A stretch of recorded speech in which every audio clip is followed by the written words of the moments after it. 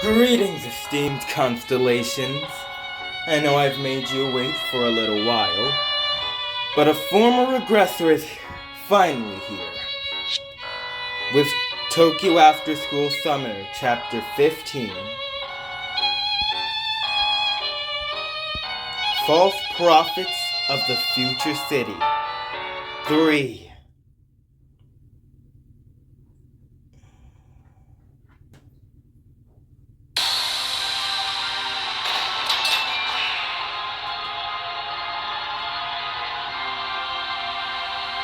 When I close my eyes, the only memory that passes through my mind is that of my big brother's smile on that fateful day. I was so proud of you. I always strove to follow in your footsteps. But now, looking back, all I can think about is what I would have done had I been in your position back then. I wanted you to be proud of me too. But I could never be like you. No matter where fate may have led me, I know I could never have been anyone but myself.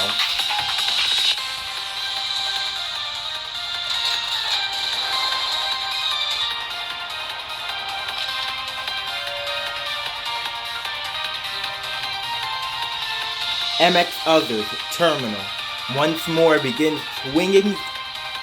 MX Others Terminal once more begins swinging its clock hand-like sickle. It's coming! A time jump! You can take care of it just as I showed you, yes? I can, Michael.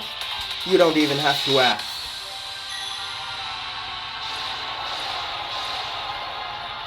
Your sword now glows with that which rends gravity. Releasing that power, you're able to distance yourself just as quickly as the gravity waves reach you. Good. That's perfect form. You may not be the best student, but you're clearly putting everything you've got into this. Michael's smile when he's bonding with his brother is so precious. Oh, real funny. I'll remember that. Don't talk down to me, Michael. Don't get cocky. I know what you did. Being on the receiving end of a scolding is an interesting feeling. I can't say I mind it.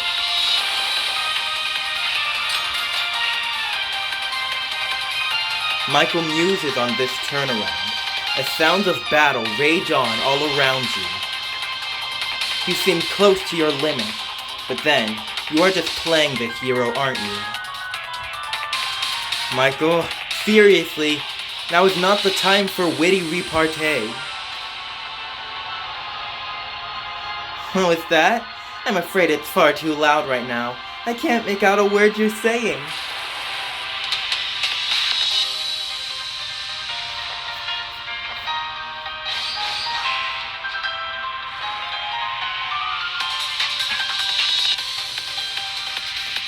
Oh, Lord Jacob, Gabriel. You're all right. We are. Thank you, and all your flock, for coming so far to help us, Maria. Of course. It seems at long last, I have finally caught up with you.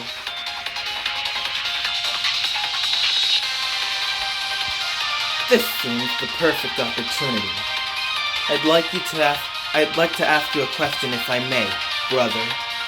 Or, no, Lancelot.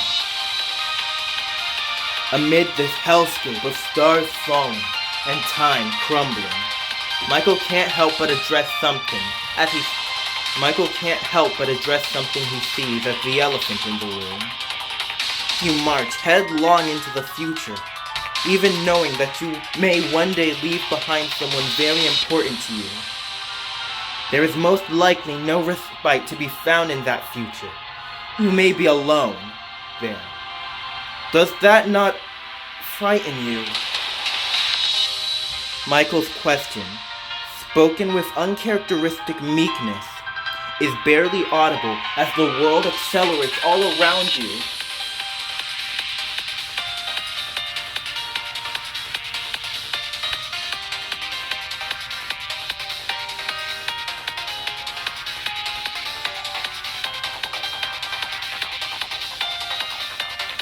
When I left Oyama, I never truly believed it would be the last time we'd cross paths. Maria, bruised and battered from the long succession of battles, chuckled a bit at this statement from Jacob, himself equally bruised and battered. Yes, I felt much the same. Perhaps we were destined to reunite here.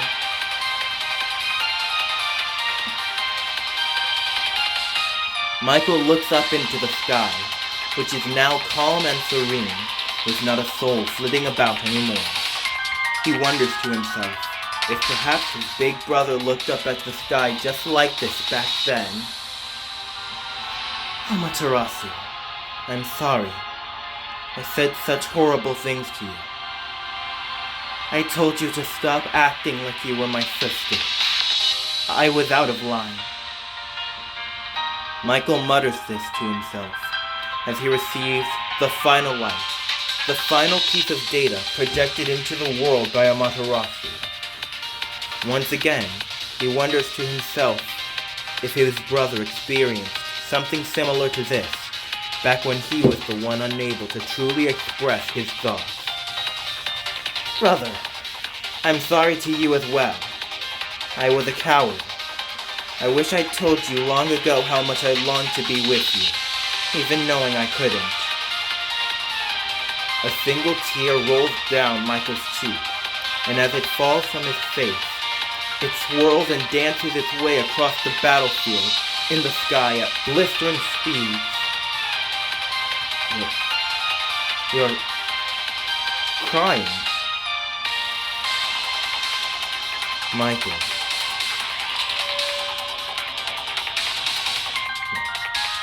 Kuren and her soldiers catch up with Michael from behind.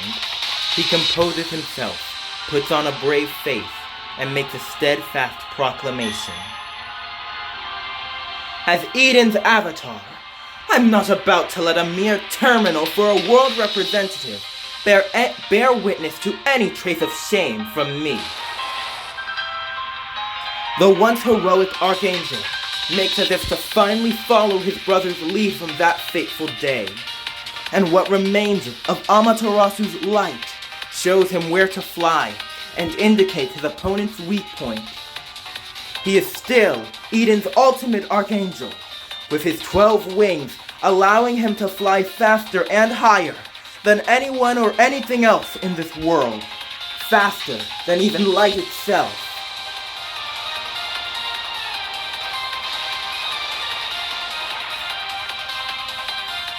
But every action has an equal and opposite reaction. That which is accelerated must inevitably decelerate. This is an immutable law of nature that applies equally to everyone. And were he to collide with that wall of light, the recoil would send Michael tumbling from the heaven with intense force. Yet Michael accepts what he is about to do, merely glancing at you for a moment, before resolving to fall, however far and however fast he must. Time for round 2, Lil Salomon. Let's not hold anything back.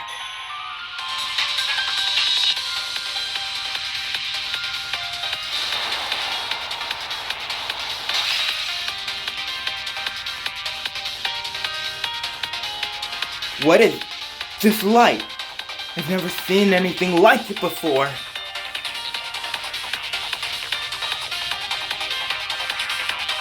Hold on, let me remember what voice I used for Algernon. Oh, is that? Algernon is the first to shout out, as he and his helmet have seen this before in their predictive calculation. Cleaving time itself. That's the work of the exile from Utopia. Kuren and her contingent attempt another time leap to intercept you, but it doesn't quite go as planned.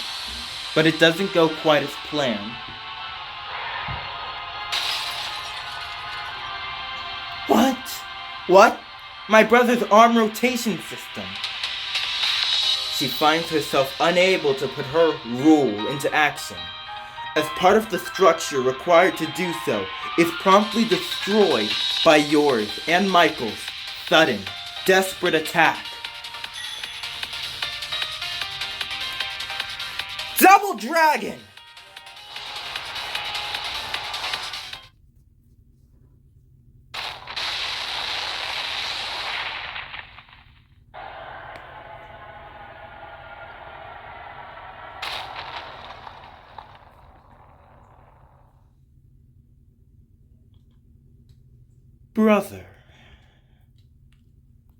Brother.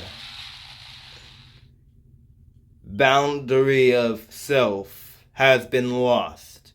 Operative status down to 20%.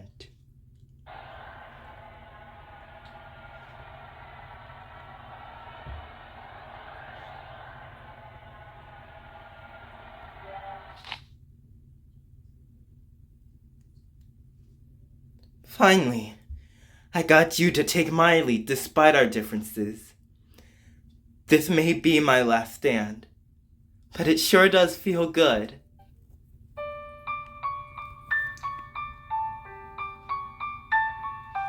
Yes, I think the game is over for me now. With this, Michael's body begins to disintegrate into beads of light and rise toward the gate above. I'd hoped I could continue to butt heads with you as a worthy adversary from here on out. And up till now, I'd have probably capped this off by saying, till the next loop. But sadly, it seems my circle comes undone here. The message is clear. He has lost any and all reason to continue on where this game may lead, and when one's role is no more. Thank you, Michael. Now, we have to establish a hierarchy in order to get rid of that Sephiroth, right? Michael's tone is almost as if he's teasing you. He seems to be enjoying the awkwardness of the situation despite everything. If that's what must be done, you're enjoying this far too much.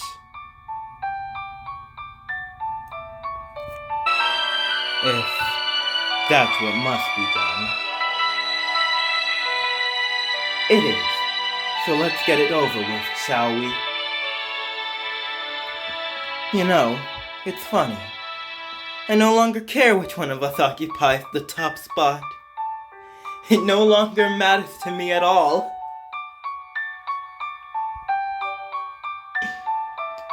Michael steadies himself on a branch of the Sephiroth and turns to you.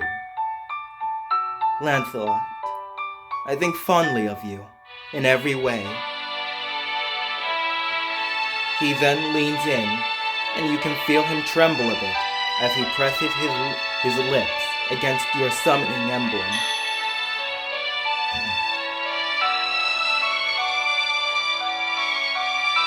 My dear brother, or no, you are not him. You merely remind me of him. Either way, may your future be blessed.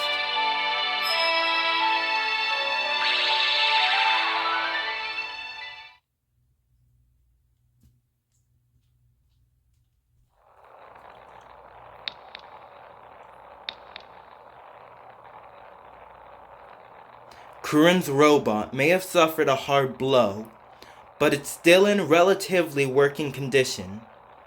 Additionally, the Sephiroth exception has once again begun its attempts to regenerate. The trunk and branches have been halted, but the Sephiroth's roots remain stubbornly intact. Lancelot, can you hold out just a little longer?